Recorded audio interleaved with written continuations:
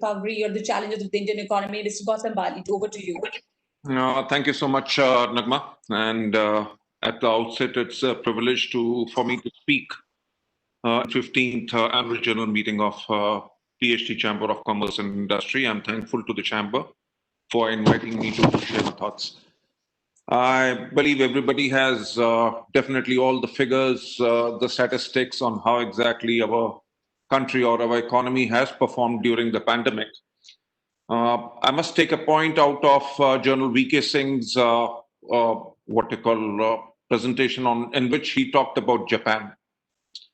And that's my view also. India as a country, for us to be Atmanirbhar and for the economy to come out of this kind of a shock which the pandemic has brought in not only into India and it is there in the world economy.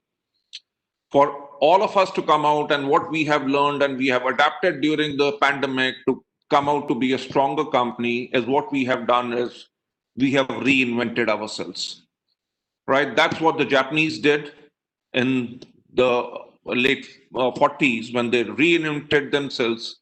That's what China did, right, to reinvent and to become a global sourcing hub. Not to take much of your time because I already realize we have the paucity of time over here.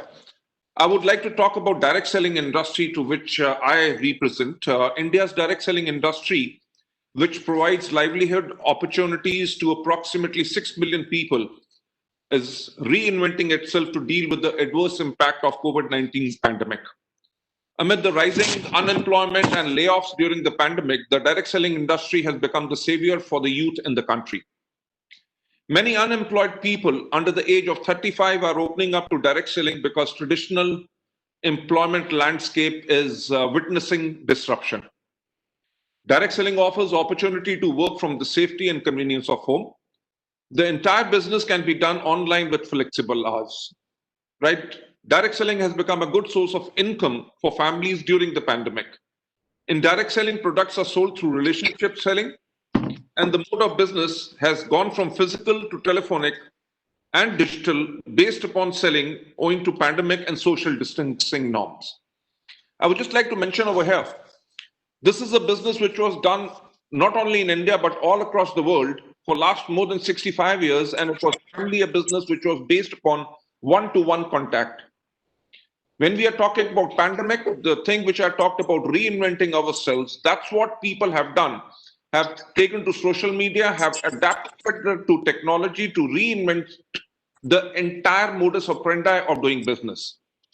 And I know we are really, really short on time. And the last I would like to say that I'm sure that the initiatives of PHD Chamber of Commerce and Industry during this uncertain times will create awareness amongst our policymakers to come out with initiative which will create growth and momentum in our economy.